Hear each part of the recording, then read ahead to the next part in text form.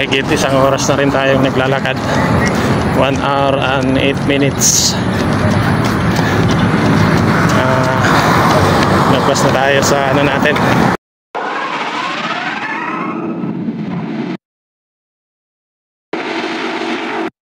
Guys, good morning, good morning. Mag-exercise tayo. Walking exercise. As usual, at least 1 hour. At ang oras natin ngayon is 6:22. Ayan, 6:22. So 7:22. Nandito pala tayo ngayon sana CCP Complex. Ayan. Nakatapos lang natin mag-stretching, tapos konting warm up, then i-start na tayo na walking natin. Shoutout pala, shoutout sa lahat ng ating mga followers sa FB at sa mga subscribers natin sa ating YouTube channel. Ayan. So ayan, muli mapagpalang umaga sa ating lahat at tara, samahan nyo ako, mag-exercise tayo. Papawis lang saglit dito sa Cultural Center of the Philippines. Ayan.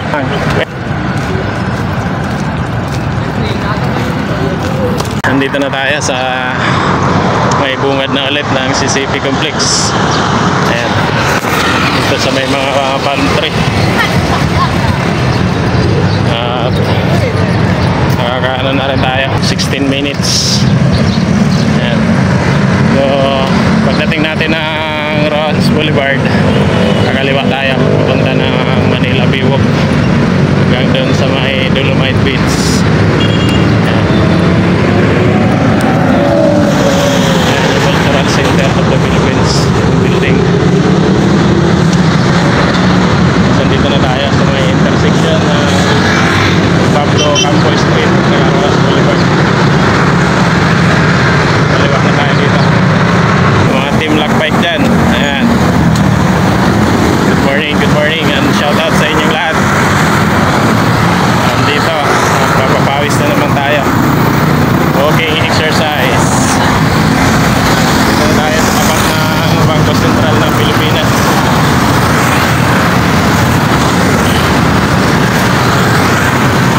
At ayan, headquarters ng Philippine Navy.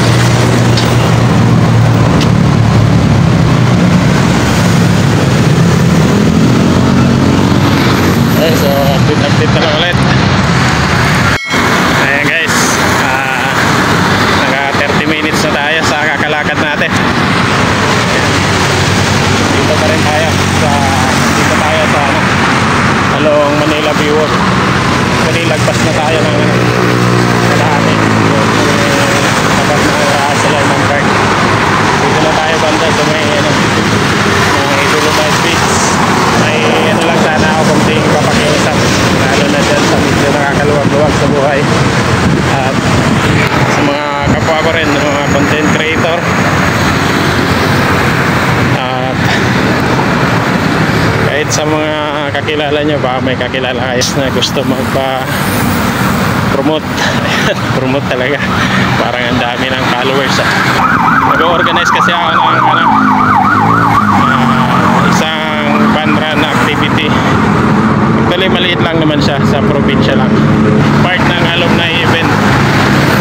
So morning activity siya, fun run. Siyempre medyo malaki-laki yung gastos doon. So nagpapakasakali ako, baka may mga kapanood nito, kakilala natin, yung mga business owners. Ongoing yung fundraising namin para doon sa event na yan.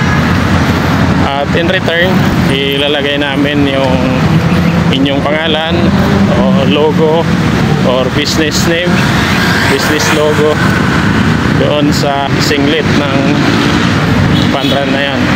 At sa race beef na rin. Siyempre sa mga tarpaulin, lahat ng mga materials na gagamitin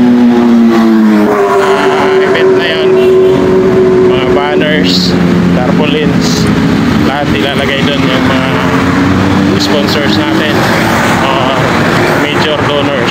Sa mga may capacity dyan, mga supporters natin, mga kaibigan, ayan,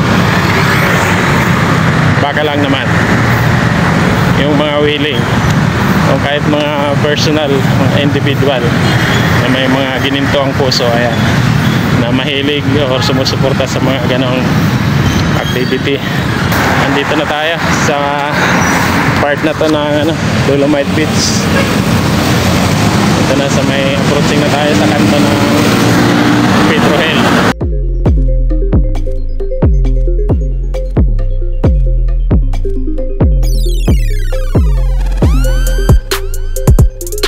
Ayan guys, dito na tayo sa Sulaiman Park. Pabalik na tayo. Balik na tayo na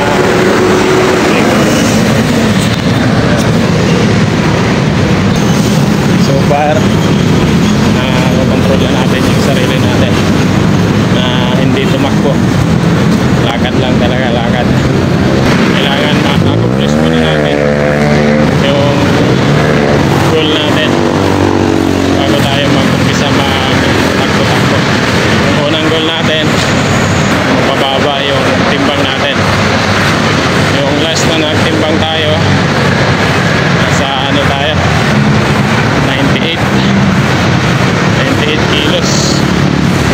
So ang goal natin at least 80, pero yung target talaga natin 75. Pangalawa is palakas muna yung mga binti natin, yung tuhod natin,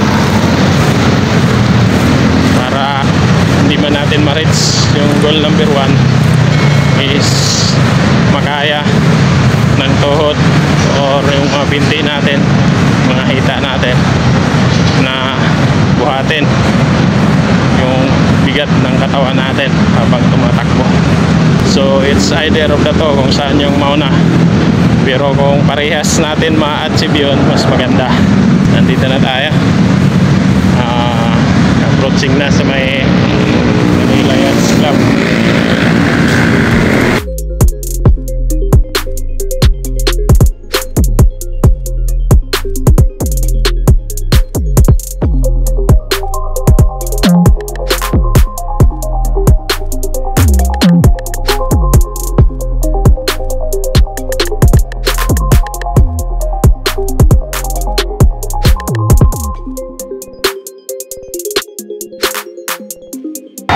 Balik na tayo ng CCP. Update na lang. Update na lang ulit pagka andun na tayo.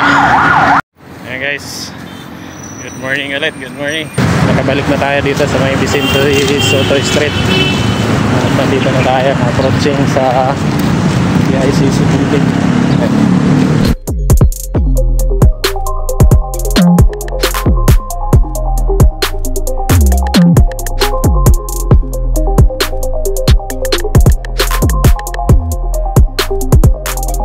Ang oras natin yan is 7:30.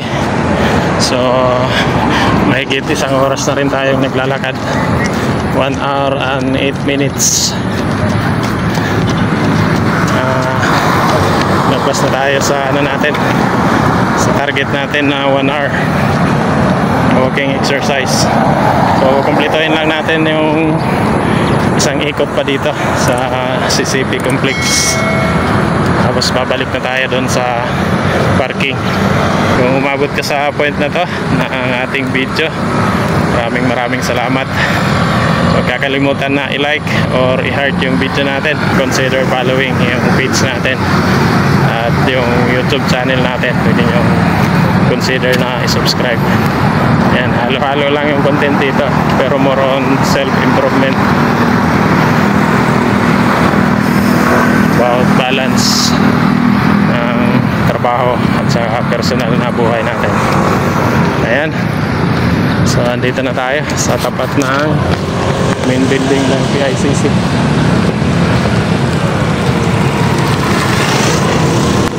Patawid tayo doon sa may Coconut Palace.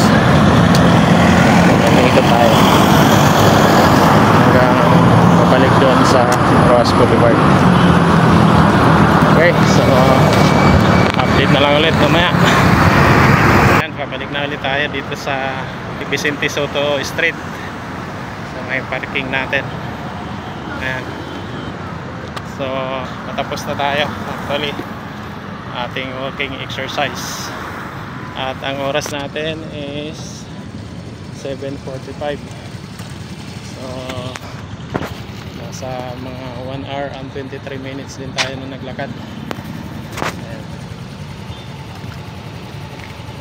Okay.